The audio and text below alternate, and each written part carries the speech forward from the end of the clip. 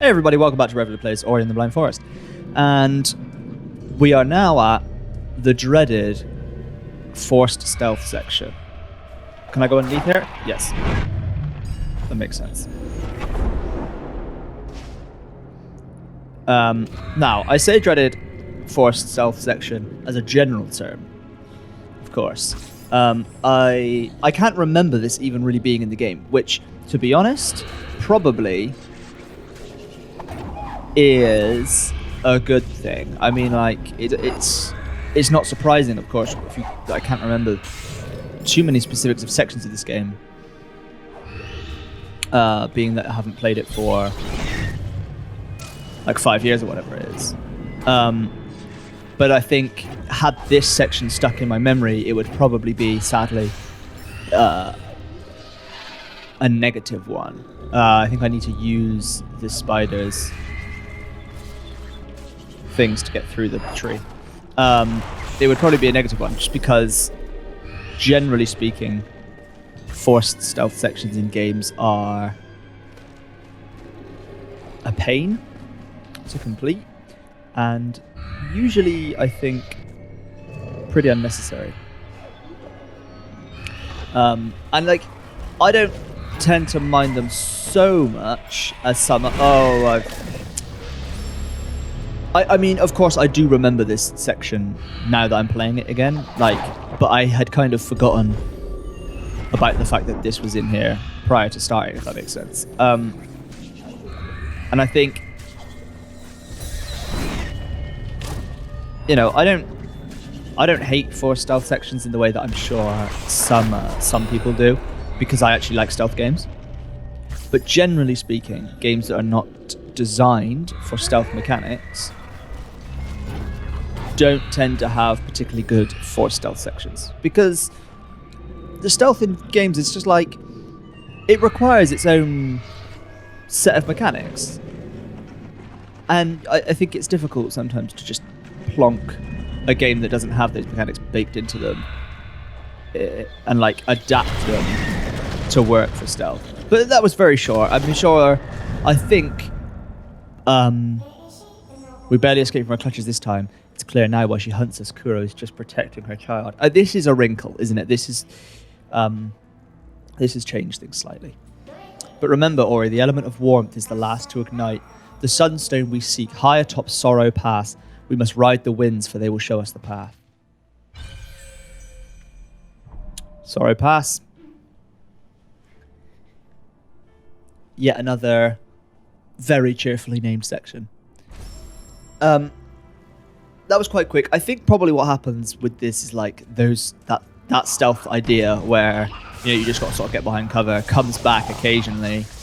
Hopefully it's never too long, because that's really where forced stealth sections start to fall down.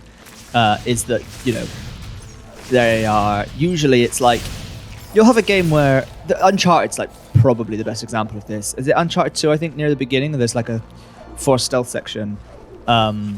And no one's playing Uncharted for that, for a start.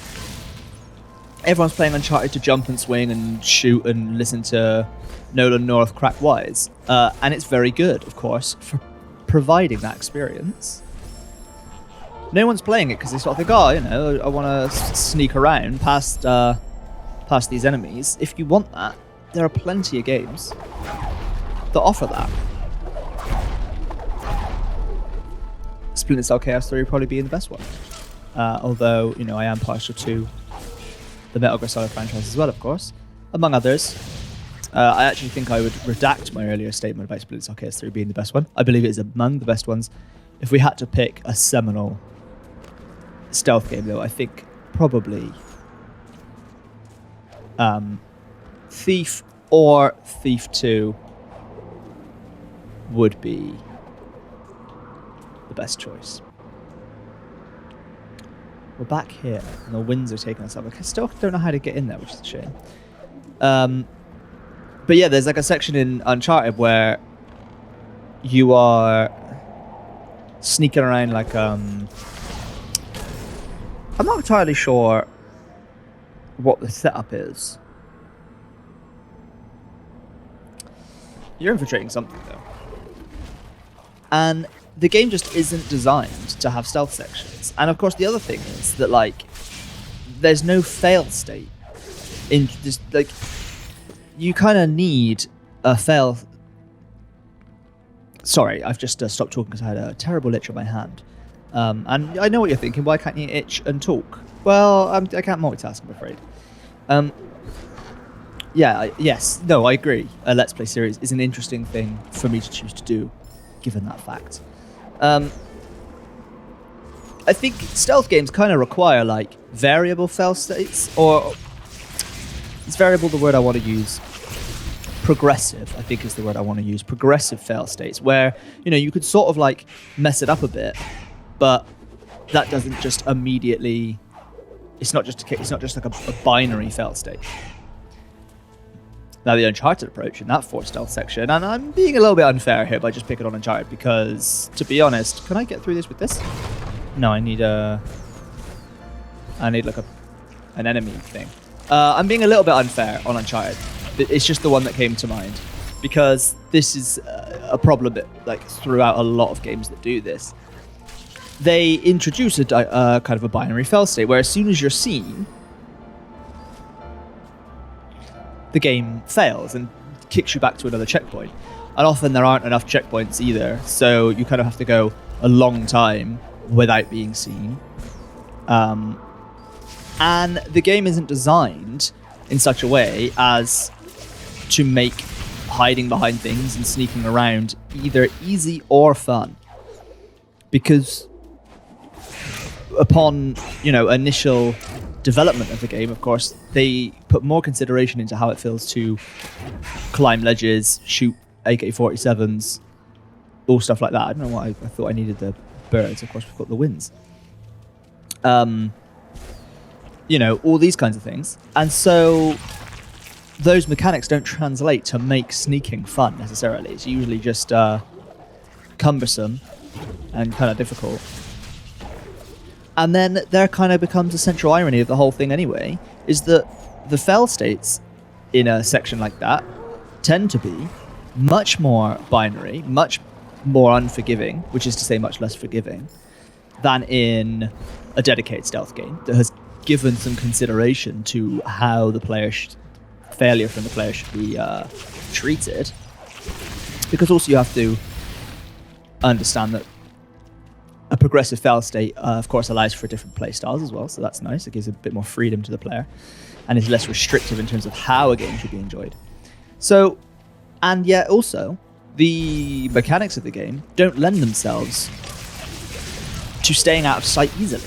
So it's both more difficult to perform, and you are punished more harshly when you fail to execute. All in all, it's not a fantastic combination, is all I would say. Now, it's of course relevant to mention that I've been talking about the presence of forced stealth sections in games as a general concept for a lot longer than the forced stealth section in this game actually took place. So I am not I'm not trying to throw any shade. It just seemed a relevant discussion.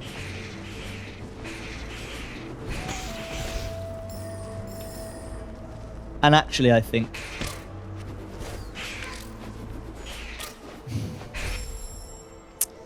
that was consistent failure from me on actually quite an impressive scale. I actually think that what we just witnessed, as far as forced stealth sections go, displayed some real understanding of what makes those things fail, why people don't tend to like them, and kind of, you know, it's a pretty good example of what maybe you should do, which is to make them not too long, make the mechanics easy. You know, don't expect that you can't require the player to use any newly introduced mechanics or anything silly like that. But you have to find a way that the existing mechanics in the game are still, what's the word I want to use? Someone help me out. Comfortable, I suppose, to navigate the section. If you can't make that happen, maybe just don't have a forced stealth section in your game. It's okay. Not every game has to be a game that uses stealth. You know, no one's playing Super Mario Bros. 3 and saying like, oh, okay, yeah, I understand it's one of the most influential and important games of all time. I'm not here to deny that. But if only there was more stealth. And it's odd to me, actually, that stealth is the thing that gets that treatment. You know, that gets sort of just shoehorned into games that have essentially no business having stealth mechanics in them. Because, for a start, stealth games themselves exist and are fairly niche. Oh, I want to go back down because I missed a thing. There we go. Stealth games themselves, you know, are fairly niche. Like, they have limited appeal generally. Like, outside of a few major series like Metal Gear Solid, which I would argue is probably as much popular for its insane story as it is for the actual stealth gameplay. They don't tend to sell crazy amounts of copies. It's not actually like, oh, I don't have enough. It's not actually like everybody's crying out for more stealth games necessarily. Of course, stealth fans are crying out for more stealth games because the stealth genre is in a bit of the pits. But that's probably a conversation for another time. And there's no real other kind of approach to game design that gets that same treatment. Where, you know, it's not like every game has to go, oh, okay, at the start, just on the transition between sort of like the second and third act, we're actually just going to have a turn-based strategy section here. You know, no, that doesn't happen. Platformers don't just sort of suddenly throw in a little bit of first-person shooting just to mix things up. So why is it that developers always feel as though stealth is the thing to put in, and then also simultaneously simultaneously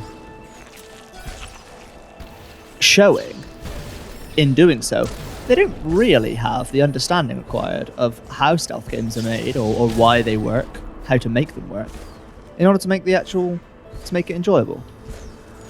If you wanted to make a stealth game, you should have just made a stealth game.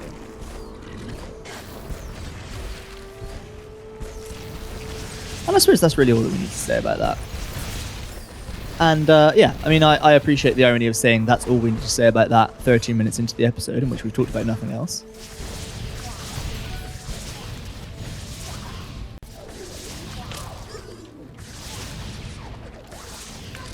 Oh.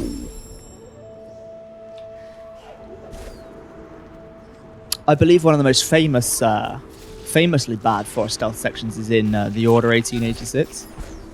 Although, of course, there's a fair amount of famously bad aspects to that game. I haven't played it, so I'm not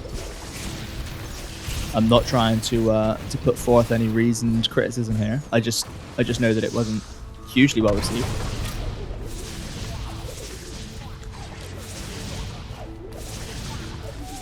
These enemies just do my head in. I mean, it does remain true.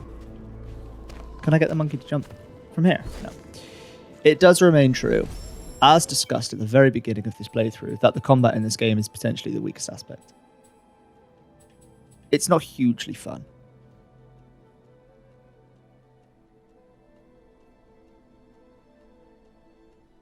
Allows Ori to charge dash to attack enemies.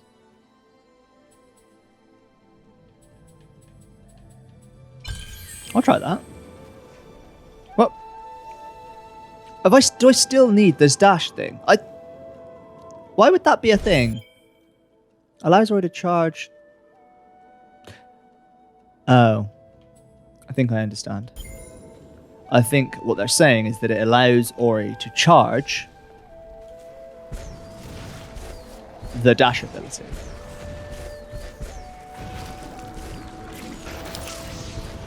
Upon initial reading, I thought that charge dash was just the kind of the full name for that ability, and that it would just be added to my. But I don't think that's what it means. So yet again, we've purchased an upgrade which is essentially useless. But I actually am not crying out for any of the others, so I don't think it's too much an issue. I do think that our next purchase should maybe be that upgrade that gives us more energy from each energy pickup, because running out of energy in order to make saves has been an issue we've struggled with a couple of times, though not, I don't think, super regularly. You know, mostly the cadence with which you get more energy is, you know, adequate for the frequency with which sections are challenging enough to require multiple saves. That's a very convoluted sentence, but I stand by it because I think it makes sense.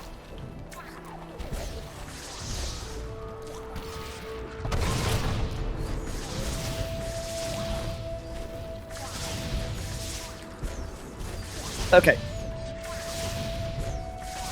These are the enemies. It seems odd to me, actually, that these are the enemies that I find give me the most problems. I've completely blanked on how we get through these things. They just need to be smashed from the top. It's actually interesting to me that those are the enemies that tend to give me the most problems, because their rules are so simple and the trajectory of their shots are so predictable. But of course, it's the combination of the fact that they have lots of health and they do lots of damage. Well, I think maybe I haven't properly lubricated the old throat today, because that was an embarrassing occurrence that just happened.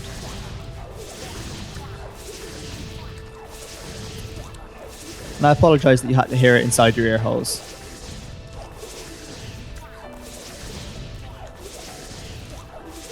And I'll tell you what it's making me realise is that after we get this keystone, is we're going to save, and then you're going to have to bear with me,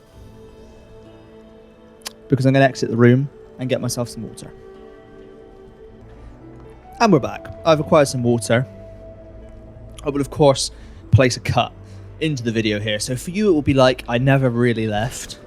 And actually, I'm not entirely sure why I even told you that I was leaving.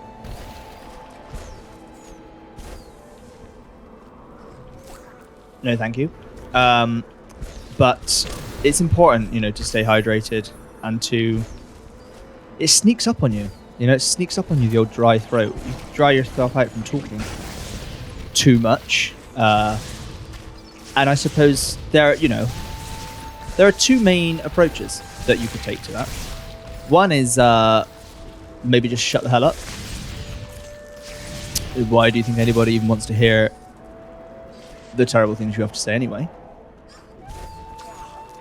That is, of course, an astute... Whoa. Whoa. This guy's a sharpshooter. What? That is an astute observation. Probably nobody does. But that's not the approach I take. The approach I take is to lubricate the vocal cords so that I can continue muttering nonsense ad nauseum.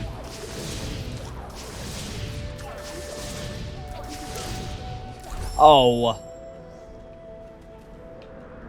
There's just an element of tedium, isn't there, to having to hit this enemy so many times. Or maybe that's... Of course, we discovered the stun lock capability of the ground pound, and we haven't really been using it. But it does make our life easier. Oh, hello. We have 4 keystones, but we do not have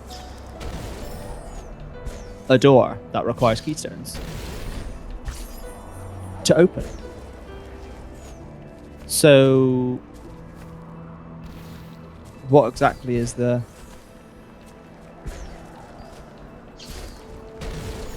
Oh, I understand.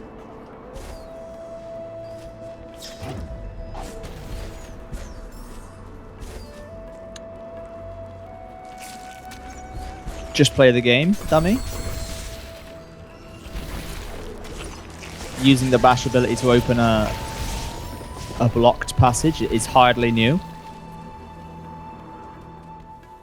But I blanked on that for a second.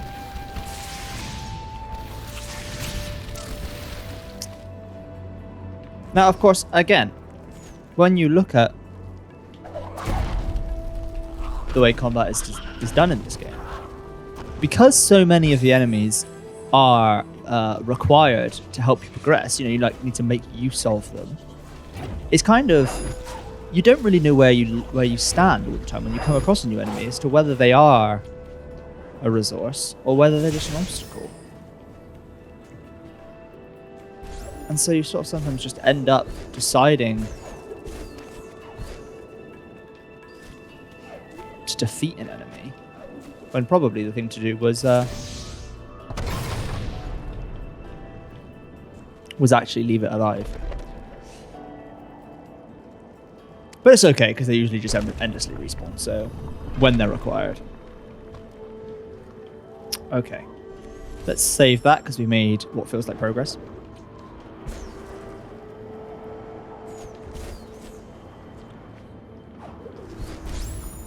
I like how, after, re-engaging the elements and going through the sections of the game, it actually completely changes up the world each time. It's pretty cool. There's a sense of tangible progression to the world and like your actions within it.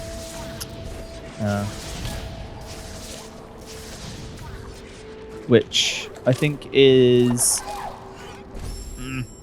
I think it's a positive thing for a game to do.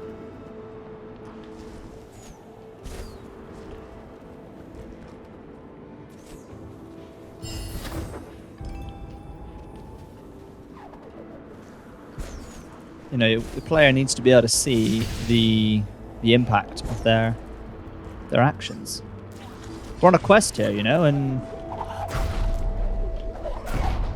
I like seeing that I'm getting closer to saving this forest. I care about the forest. Of course I care about the forest. You doubt my commitment to the forest?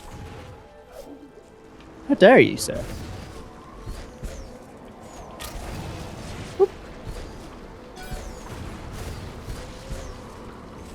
Whoop. Oh, we have a wee ball. What's this going to do? What it's going to do is save. I mean, the ball's not going to save. I'm going to save. But now what's going on? Here's what I want to know. Okay. I'm just doing that because I assume we're going to need to do that.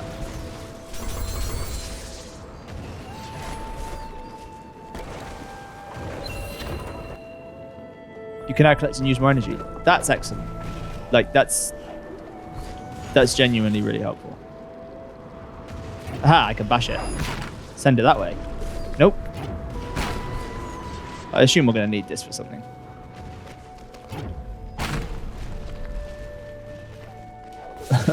What we need it for, I've got no idea, but...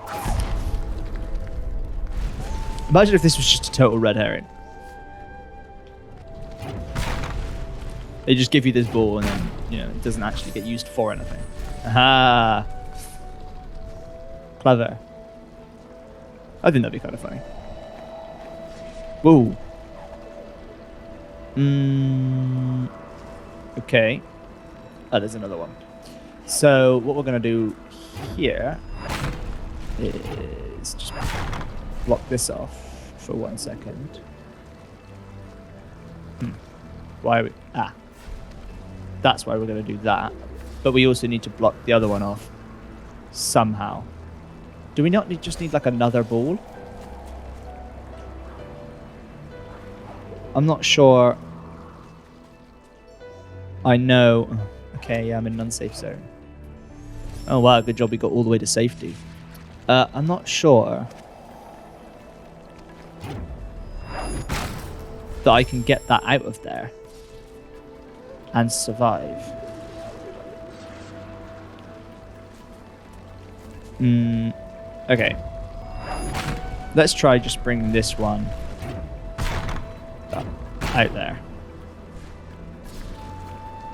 No, don't fool that. Very annoying. I went the wrong way. Make sure I hit the right ball. The balls don't really play that well with others. Because that's definitely going to need to be what we do. Yeah, I could have seen that one coming.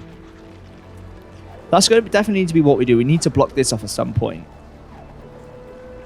I just feel like we need another ball. Am I just missing that there was another one somewhere?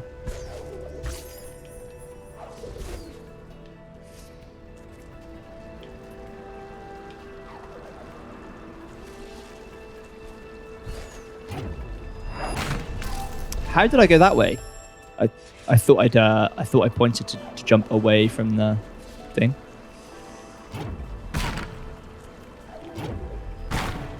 Come out. Gosh. I shouldn't have done this first. I should have been more patient. Should have thought it through more. Oh, come on. Oh, come on. This goddamn ball will be the death of me. Well, I mean, it's actually been the death of me a number of times.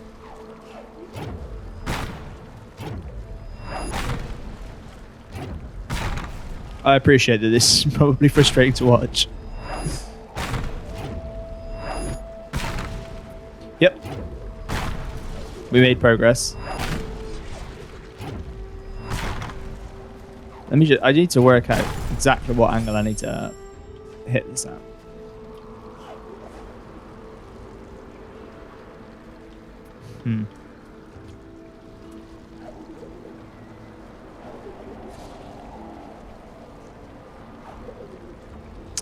I see how this is going to work, and definitely could have worked this out. There's going to be this wooden thing above us here. We need to get up there by, of course, using this ball to block this laser. And then we can drop a kind of a shield down, which will then block that permanently, and that will allow us then to come down and use the ball for a different purpose. But I've got myself into really an annoying spot. I kind of wish I could just go back to the previous checkpoint, because this is just like not a helpful situation to be in. We'll get there. I mean, why have I not just been doing that? I mean, I can tell you why I haven't been doing that. I thought that I tried that and that I couldn't pull it out fully, but like, obviously that just isn't true.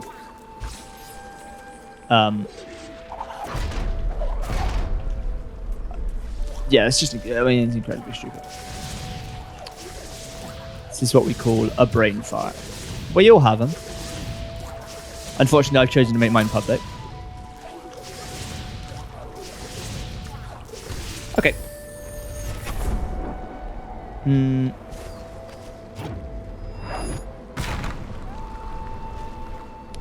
There we go.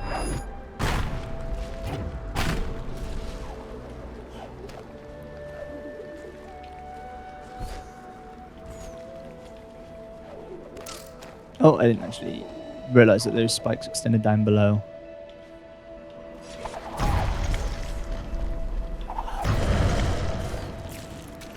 Wow. Let's stop here and spend these ability points.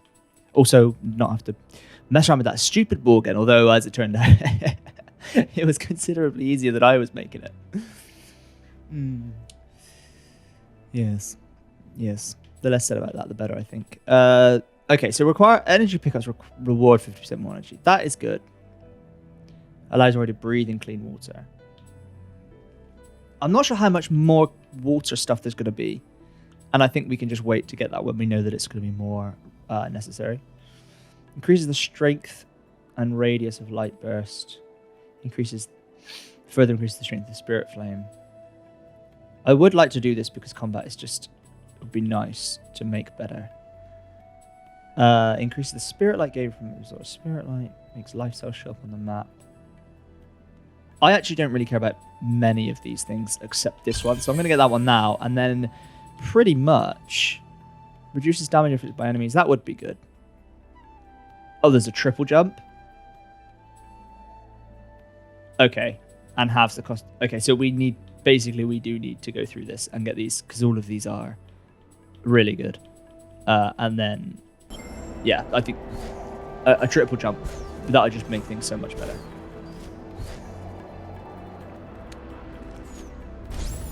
Okay. These all look dangerous.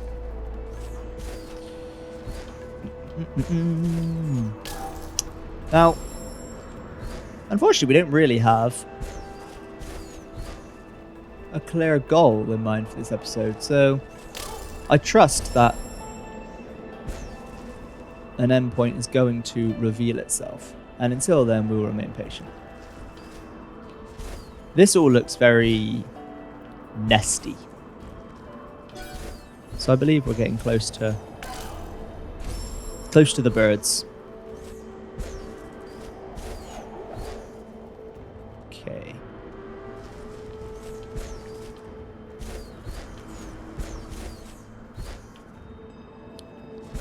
You know, we were talking before in one of the early episodes about people criticizing Ori's controls as being floaty. I wonder if this is what they were referring to.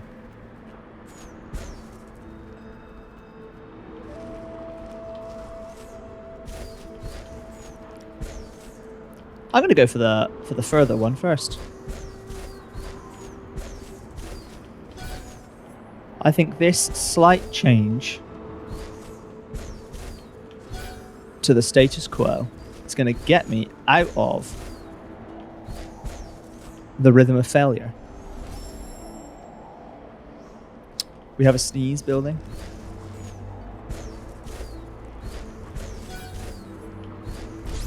I wonder if this will be like the other sneeze that just disappears on its own.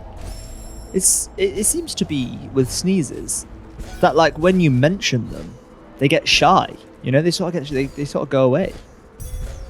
It's maybe they just don't want to be predictable. You don't know me. You know, you can't tell me when I'm gonna strike.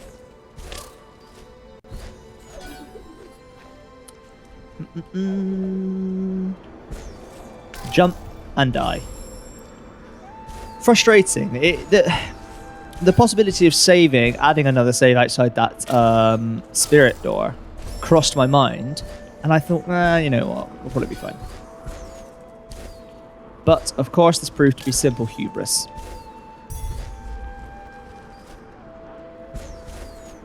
Up we go.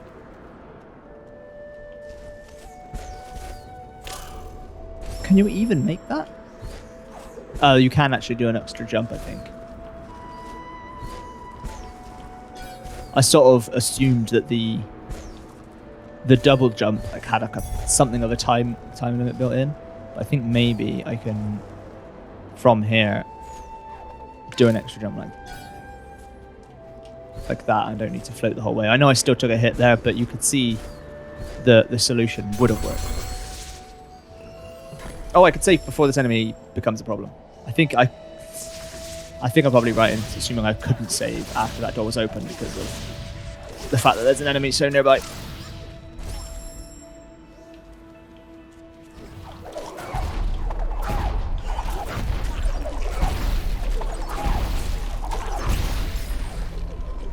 The radius on this bash is really good. Like, it was hitting that enemy even on the ceiling. Oh, yeah. Didn't think fast enough to realize there were spikes there.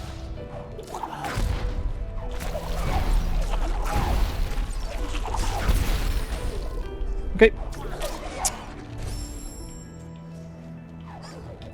I want to see how many times I've died to each enemy, because I bet this stupid green frog thing is going to be the most.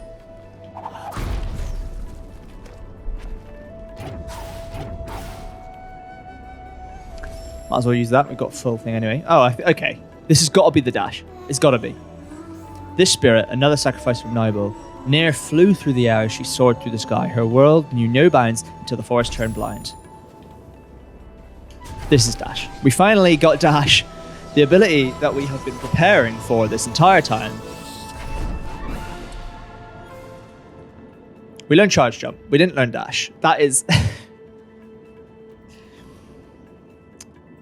okay. That's fine. That's fine, game. You just made me look a complete fool. To use this ability, hold LT until fully charged, then press A to leap extra high into the air.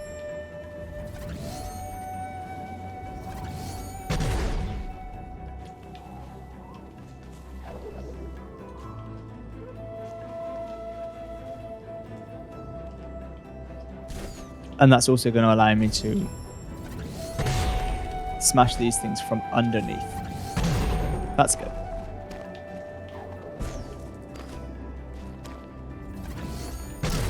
Ow. It's possible I got the trajectory slightly wrong there. Oh, there is actually a guiding line. That's helpful.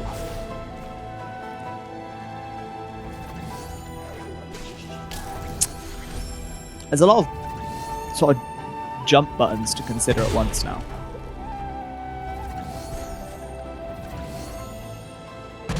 I'm going to sort of hold both triggers down at once, and of course it'll become second nature after using the ability for a while. And it's the thing I'm confused by is I keep forgetting that you have to actually press A to initiate it. I sort of think that just letting go of L, but I can let go of L, and it doesn't immediately. Yeah, I should say I think I'm getting confused because I think letting go of LT is going to release the charge jump. Sorry, I didn't really articulate my problem very well there. You deserve better. I'm gonna save because I've got such low health.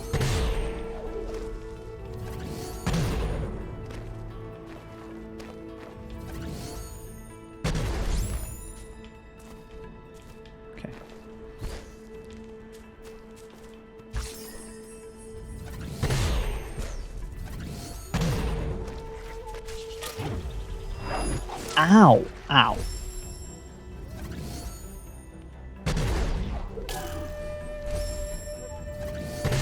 Why am I going right? Oh, left. I could just go right, and there's safety right there.